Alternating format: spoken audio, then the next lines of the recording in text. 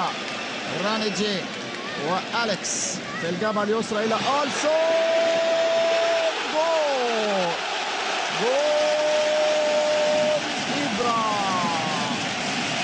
إبراهيموفيتش يفتتح التهديف في هذه المباراة بخطأ من الدفاع الإنجليزي. يتقدم زلاتان على مرتين، في الكرة الأولى ضاعت، في الكرة الثانية في سقف الشبكة بشكل جمالي رائع جدا. هذه الكرة اللي بيطالب فيها المنتخب الإنجليزي بخطأ، حكم اللقاء لم يحتسب شيء. ارتدت الهجمة بمساحات موجودة ومفتوحة في المنتخب الإنجليزي، خلصوها بامتياز المنتخب السويدي. رائع.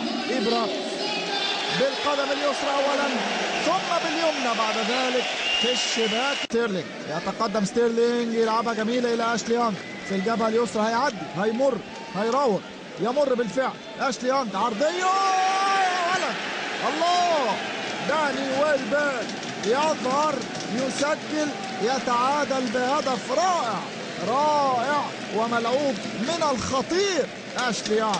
الجبهة اليسرى تتحرك، فيتحرك المنتخب الإنجليزي بأكمله، بل ويسجل، بل ويتعادل.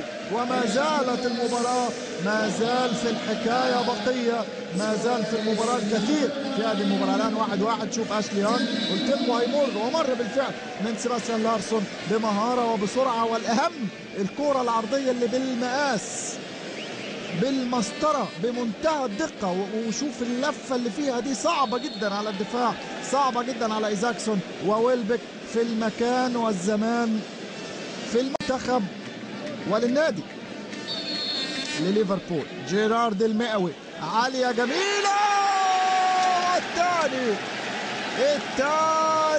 إنجليزي. ستيفن كوكر يتقدم من الخلف، يأتي من الصفوف الخلفية من قلب الدفاع، يتواجد في مركز قلب الهجوم، يتلقى كرة جيرارد الجميلة جدا. تشوف جيرارد لعبها وفيها خطورة، لعبها تخدع أي دفاع، تخدع أي مدافعين مهما كانت خبرتهم أو كفاءتهم أو مهارتهم. بالفعل أندرياس جرانكفيست يخدع في هذه الكرة. شوف جرانكفيست حاول انه يبعد الكرة، لكن تبعد ايه، خلاص فاتت الكرة، مرت، عدت، ويتلقاها ستيفن كوكر في اول مباراة دولية لهذا اللاعب، يسجل اول اهدافه الدولية. اي ذكرى ستبقى لستيفن كوكر في هذا اللقاء، اول لقاء دولي له، اول هدف دولي له. 2-1 للمنتخب الانجليزي، يعود من تأخره، يقلب الهزيمة الفوز. حتى الآن تقدم 2-1 في أقل من 3 دقائق. اختلفت الأمور 180 درجة. هذه كرة تاني للسويد، لكن طالت، خرجت إلى ضربة مرمى. قلت لكم لسه في أهداف، وبالفعل يأتي الهدف بصناعة جيرارد المئوي، يصنع الهدف الثاني للمنتخب الإنجليزي.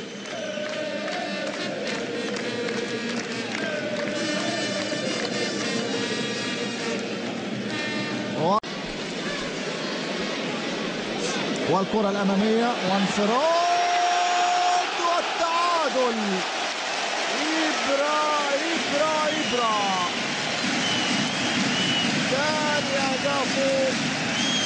ثاني أهداف السويد.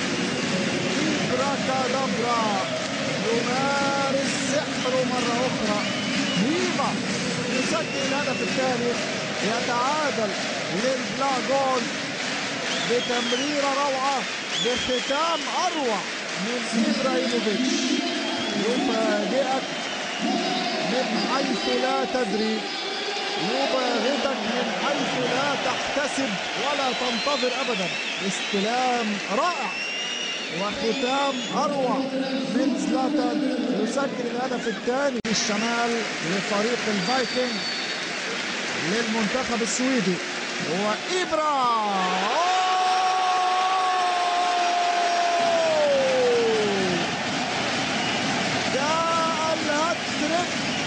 عن طريق إبرا، صاروخ، قذيفة لا تصد ولا ترد. السحر السويدي مرة أخرى في في الفريندز ارينا.